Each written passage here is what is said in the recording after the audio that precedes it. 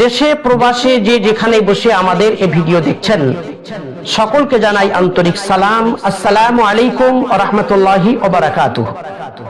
সুধী দর্শক, আজ আমাদের আলোচনার বিষয়বস্তু থাকছে ইংরেজি নববর্ষ বা 31st নাইট উদযাপন করা যাবে কিনা। যদি শরীয়তের দৃষ্টিতে এটা নিষিদ্ধ হয় তাহলে কতটা নিষিদ্ধ এবং কেন নিষিদ্ধ, মূলত আজ আমরা এ বিষয়ে খুব সংক্ষিপ্তভাবে আলোকপাত করব ইনশাআল্লাহ। ওমা তৌফিকি ইল্লা বিল্লাহ, আলাইহি তাওয়াক্কালতু ওয়া ইলাইহি উনীব।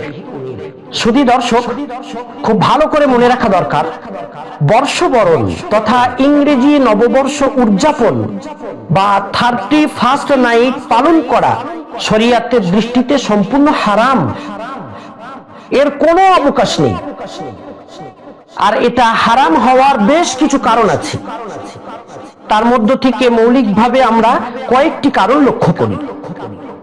এটা নিষিদ্ধ হওয়ার প্রথম কারণ হলো রাসূলুল্লাহ সাল্লাল্লাহু আলাইহি ওয়াসাল্লাম জীবনে কখনো কোনোদিন একটিবারের জন্য হলেও নববর্ষ উদযাপন করেননি।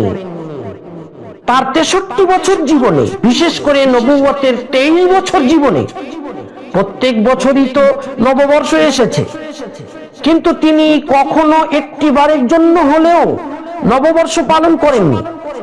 এ দ্বারা বোঝা যায় এটা হারাম ও বিদআত। আল্লাহ রাব্বুল আলামিন কোরআন মাজিদে সূরা আহজাবের 21 নম্বর আয়াতে বলেছেন, লাকাদ কানা লাকুম ফি রাসূলিল্লাহি উসওয়াতুন হাসানাহ, নিশ্চয়ই তোমাদের জন্য আল্লাহর রাসূলের জীবনে রয়েছে উত্তম আদর্শ। অতএব রাসূলুল্লাহ সাল্লাল্লাহু আলাইহি ওয়াসাল্লাম যেটা করেছেন আমরা সেটা করব, আর পর্যাপ্ত কারণ থাকা সত্ত্বেও তিনি যেটা করেননি আমরা সেটা করতে পারি না। এটা শরীয়তের একটা মস্ত বড় উসুল। এই উসুলের আলোকে বলা যায় নববর্ষ পালন করা বিদআত এবং হারাম। এটা হলো নববর্ষ পালন করা নিষিদ্ধ হওয়ার প্রথম কারণ। ইংরেজি নববর্ষ পালন বা 31st নাইট উদযাপন করা হারাম হওয়ার দ্বিতীয় কারণ হলো এটা ইংরেজদের রীতি। পথভ্রষ্ট ইংরেজ জাতির কৃষ্টি কালচার এটা। সুতরাং কোন মুসলমান এটা অনুসরণ করতে পারে না। সুনানে আবু দাউদের 4031 নম্বর হাদিসে সহিহ সনদে বর্ণিত আছে, আন ইবনে উমর রাদিয়াল্লাহু আনহুমা আন্নাহু ক্বাল ক্বালা রাসূলুল্লাহ সাল্লাল্লাহু আলাইহি ওয়াসাল্লাম মান তাশাব্বাহা বিকাওমিন ফাহুয়া মিনহুম। ইবনে উমর রাদিয়াল্লাহু আনহুমা বলেছেন, রাসূলুল্লাহ সাল্লাল্লাহু আলাইহি ওয়াসাল্লাম বলেছেন, এই দুনিয়াতে যে ব্যক্তি যে বিজাতির সাদৃশ্য অবলম্বন করবে পরকালে সে ব্যক্তি সেই বিজাতির অন্তর্ভুক্ত গণ্য হবে। এটা সহিহ হাদিস এবং এটা মস্ত বড় ধমক বাণী। এ দ্বারা বোঝা যায় কোন মুসলমান ইহুদি খ্রিস্টান তথা অমুসলিমদের কোন কৃষ্টি কালচার অনুসরণ করতে পারে না। এটা ইংরেজি নববর্ষ উদযাপন করা হারাম হওয়ার দ্বিতীয় মৌলিক কারণ। ইংরেজি নববর্ষ বা 31st নাইট পালন করা হারাম হওয়ার তৃতীয় কারণ হলো এ উপলক্ষে যা কিছু করা হয় সবই হচ্ছে অশ্লীল ও নোংরা কাজ, যেমন নাচ, গান বাজনা, মদ্যপান প্রভৃতি যা কিছু করা হয় সবই আমাদের জানা। আর আল্লাহ রাব্বুল আলামিন সূরা আরাফের 33 নম্বর আয়াতে বলেছেন, কুল ইন্নামা হাররামা রাব্বিয়াল ফাওয়াহিশ মা যাহারা মিনহা ওয়া মা বাতান। হে নবী, আপনি পৃথিবীকে বলে দিন আমার রব তো হারাম করেছেন প্রকাশ্য অপ্রকাশ্য সব রকমের নোংরা কাজগুলিকে। বোঝা গেল শরীয়তের দৃষ্টিতে কোন রকমের অশ্লীল ও নোংরা কাজ করার অনুমতি নেই।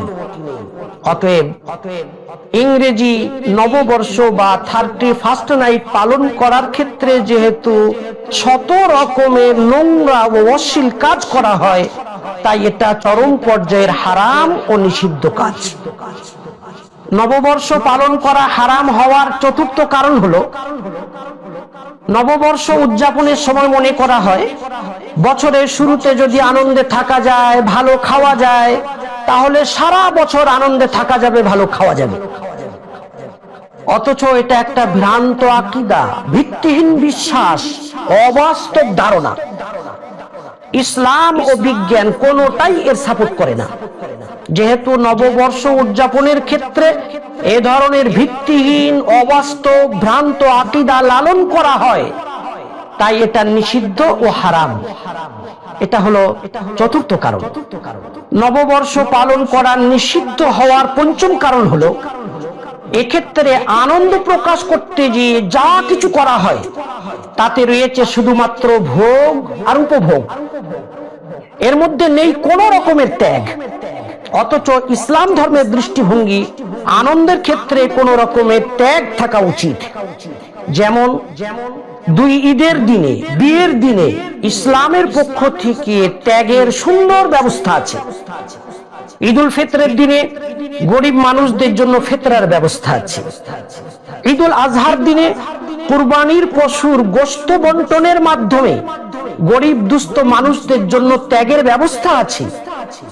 বিয়ের দিনে ওলিমার মাধ্যমে ত্যাগের ব্যবস্থা আছে। বোঝা গেল ইসলাম চায় খুশির ক্ষেত্রে ত্যাগ, কিন্তু নববর্ষ পালনের ক্ষেত্রে যা আনন্দ ফুর্তি করা হয় তাতে আছে ফুর্তি, আমোদ প্রমোদ, উদর পূর্তি, ভোগ আর উপভোগ, কোন রকমের ত্যাগ এতে নেই। কোন জায়গায় নববর্ষ উদযাপনের জন্য কোন বাচ্চার জন্য শীতের মরশুমে একটা চাদরের ব্যবস্থা করা হয়, কিংবা ক্ষুধার্তদের জন্য এক মুঠো খাবারের ব্যবস্থা করা হয়, কিংবা যাদের থাকার জায়গা জোটে না তাদের জন্য কোনো বাসভবনের ব্যবস্থা করা হয়? কখনোই না। বোঝা গেল যেহেতু নববর্ষ উদযাপনের ক্ষেত্রে রয়েছে শুধু ভোগ আর উপভোগ, ত্যাগের কোনো ব্যবস্থা এতে নেই, তাই ইসলাম ধর্মে এটা নিষিদ্ধ এবং সম্পূর্ণ নিষিদ্ধ। নববর্ষ উদযাপন করা নিষিদ্ধ হওয়ার 6 নম্বর কারণ হলো, নতুন বছর এসেছে, এতে আনন্দের কি আছে? নতুন বছর এসেছে মানে তো জীবন বাজেটের একটা বছর কেটে গেছে। ওই একটা বছরে আমরা কতটা ভালো কাজ করতে পারলাম তার আত্মসমীক্ষা করে এক্ষেত্রে আফসোস করা উচিত। সেই ব্যবসায়ী কিভাবে আনন্দ উৎসব পালন করতে পারে যার মূলধনের একটা বড় অংশ হাতছাড়া হয়ে গেল? জীবন আমাদের মূলধন।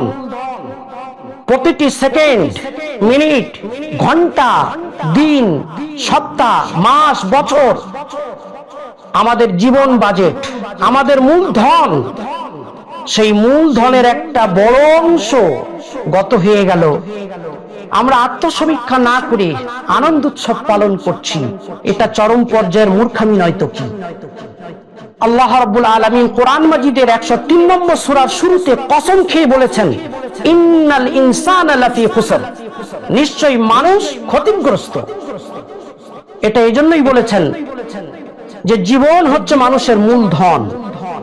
একটা একটা সেকেন্ড চলে যায়, মিনিট, ঘন্টা, দিন, সপ্তাহ, মাস, বছর চলে যায়, মানুষের মূলধন কম হতে থাকে। তাহলে তো মানুষ ক্ষতিগ্রস্ত। অতএব একটা বছর চলে গেল, আমাদের উচিত ছিল আত্মসমীক্ষা করে আফসোস করা।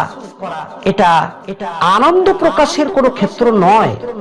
এজন্যই ইসলাম ধর্মে নববর্ষ পালন করে আনন্দ উৎফুল্লতা প্রকাশের কোনো নিয়ম নীতি নেই। শুধু দর্শক, এ পর্যন্ত আমরা বর্ষবরণ তথা ইংরেজি নববর্ষ উদযাপন বা 31st নাইট পালন করা হারাম হওয়ার 6টি মৌলিক কারণ জানতে পারলাম। পরিশেষে আমরা দোয়া করি আল্লাহ রাব্বুল আলামিন সারা জাহানের মুসলিম উম্মাহকে ইহুদ, খ্রিস্টান তথা অমুসলিমদের কৃষ্টি কালচার অনুসরণ করা থেকে পূর্ণাঙ্গভাবে হেফাজত করুন এবং রাসূলুল্লাহ সাল্লাল্লাহু আলাইহি ওয়াসাল্লামের সুন্নতের আলোকে জীবন গড়ার তৌফিক দান করুন। আমিন ইয়া রাব্বাল আলামিন।